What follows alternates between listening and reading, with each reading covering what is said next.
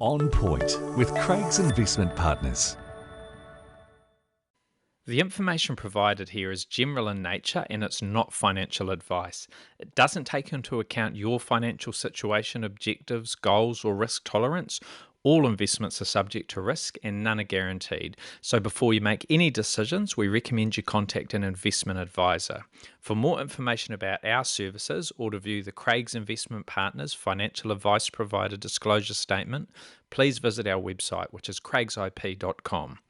Welcome to On Point. I'm Mark Lister, Investment Director at Craig's Investment Partners, and I'll be talking about a range of topics including economics, portfolio strategy, investor education, and anything else that's happening out there in financial markets.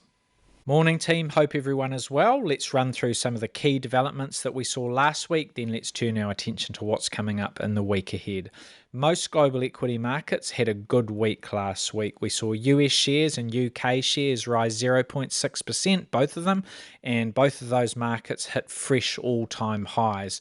Japan was up 0.4%, emerging market shares up 1.6%. Europe was one of the few that fell, but it was only down marginally, down 0.3%. Across the Tasman, the ASX 200 had a very good week. It was up 2.1% and it also finished the week at a fresh record high. Here in New Zealand, the NZX 50 had a good week. It was up 1.5% and it's put in a fairly solid performance so far during the month of July. Just looking back at some of the key events and releases, US inflation was in focus. We got the US CPI, the Consumer Price Index for June. This did allay concerns that companies were aggressively passing on higher tariff-related costs to consumers. So we did see a rise, but it wasn't too dramatic and it was in line with expectations. The monthly increase was 0.3% at the headline level. It was a little more modest at the core level, 0.2%. And on an annual basis, the headline CPI up 2.7%. That's the highest since February, but still in the twos. And the core CPI rose 2.9%. So that's also slightly above the previous 3 months. The Federal Reserve meets at the end of this month, and markets don't see any chance of a change in interest rates, but pricing does suggest about a 60% chance of a cut in September. That's the following meeting, and there's still close to 50 basis points of cuts expected this calendar year. So not too bad. We actually saw some other positive news out of the US last week too. We had better than expected retail sales and a fifth consecutive decline in weekly jobless claims. So those things have helped reassure investors that the US consumer is still resilient, still in good shape. We had the results of the latest University of Michigan survey on Friday. So those came out on Saturday here in New Zealand. Consumer sentiment hit a 5-month high. That was for July.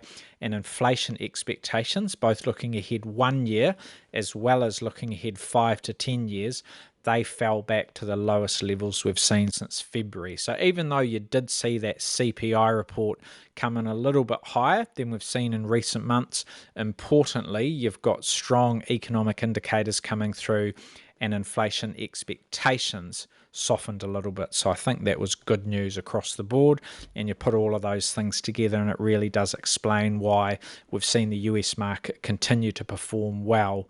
Earnings season was a part of that. We had a good start to earnings season. We'll get to that soon. But even in the face of some of the risks out there around tariffs and so forth, you've got markets that are performing quite well. So good news from the US economy last week. China was also in focus and we saw economic growth beat expectations in the second quarter. These figures were for the June 2025 quarter and GDP rose 1.1%. That was ahead of forecasts for 0.9%, slightly behind what we saw in the previous 3 months, but still better than expected. On an annual basis, GDP was up 5.2%. So again, that's down slightly from what we saw in March, but above expectations. So not too bad out of China as well, the world's second biggest economy. Here in New Zealand, we had some housing market figures, still fairly sluggish. These were the figures for June from the Real Estate Institute activity not looking too bad. Activity's been up, sales volumes have increased, but the days to sell also increasing, and prices continuing to slip. The National House Price Index was down 0.6% in June, and that was actually the fourth consecutive monthly decline. So it hasn't fallen a lot, but it has just been slipping back in recent months. I've actually got an episode planned to talk a little bit more about the housing market, because I have had a lot of questions. The economy is supposedly doing better. We've lifted ourselves out of recession, and interest rates have definitely come down from where they were.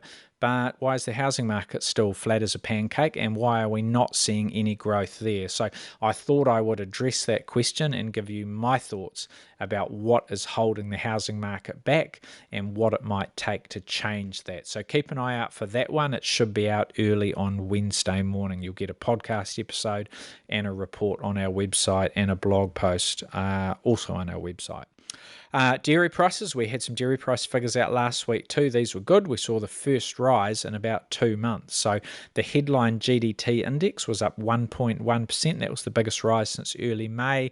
Solid gains from whole milk powder, skim milk powder, and it broke a 4-auction streak of declines. So despite that weakness in May and June, prices are still up about 3.5% this calendar year, and currency moves are still proving a headwind. You've still got the Kiwi dollar that is up about 6.5% against the US dollar, but at least it has come back down over the last few weeks. We're sitting at about 59.5 cents against the US dollar, which is actually about 2% lower than where we were at the end of June. So a little bit of a softening in the currency, which is largely on the back of a bit more interest from global investors in the greenback. So it's been more a case of the greenback rebounding from arguably oversold levels rather than the Kiwi dollar necessarily weakening. So that was sort of the picture here in New Zealand, and we talked about China, we've talked about the US. A couple of other things worth noting were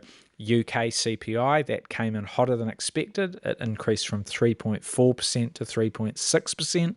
That was above forecast, and it was actually the highest in almost a year and a half. So still a few inflation pressures out there that we need to keep an eye on across the world.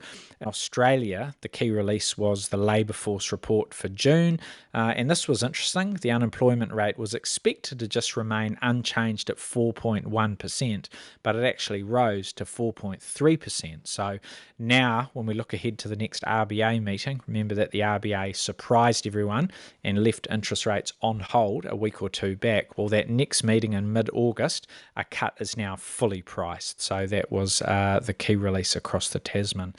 Looking to the week ahead, and July flash PMIs will be the highlight of the week for me. We will be watching these on Thursday when they're released, and they will allow us to gauge how the global economy is tracking now that the third quarter of the year has started. The Australian PMI will be out first. That's due at 11 o'clock on Thursday, New Zealand time in the morning, followed by the Japanese one at 12:30 just after lunch, and then that evening and overnight we will get the corresponding measures from the UK, Europe and the US. Last month's PMIs improved in most places, with all of the major regions above the break-even 50 level. China, the UK and Japan showed the biggest improvement, and the global PMI, when you look at the whole world, it has now pointed to expansion for 29 consecutive months, which is good. The US did soften marginally last month. However, it has a composite PMI, so that means it encompasses both the manufacturing sector and the services sector. So its composite PMI for June was sitting at 52.9. So that's well ahead of most of the others, and it's easily above that 50 level, which signals the difference between contraction below 50 and expansion above 50. So we'll be watching those on Thursday, and that will be the highlight of the week, at least in an economic sense.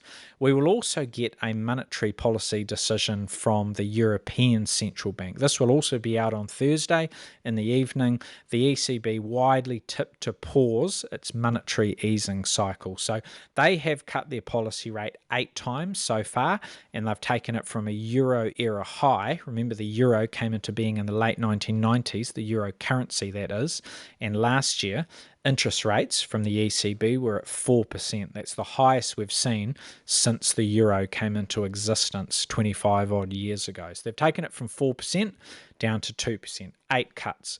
But we expect them to sit tight this time. That doesn't mean there's no more cuts to come. It's expected to be a pause and then one further cut due this cycle, if markets are correct. That next move, likely to come in maybe October, maybe December, so at some point over the balance of this year. So that will be the central banking highlight of the week. On Thursday, the Federal Reserve has gone into blackout, so you won't get any comments out of the Fed this week.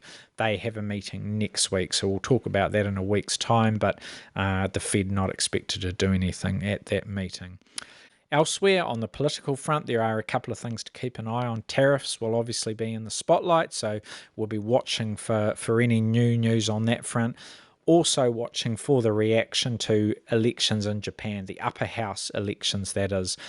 These are taking place on Sunday this weekend. Monday's a holiday in Japan, so it will be Tuesday morning before the markets reopen and we can see the reaction. Right, closer to home, and here in New Zealand, it will be all about inflation. This week, we'll get the latest Consumer Price Index report, the CPI report. This will cover the June 2025 quarter, and it will be out on Monday morning at 10:45 a.m. Everyone is expecting an uptick in inflation. So the Reserve Bank has penciled in 2.6%. That was what was in their May forecast set. The market consensus is for 2.8%. The reason for the difference is that markets have had the luxury of adjusting their estimates as they've had new information come to light over the last few weeks. So 2.8%, that will be the highest in a year.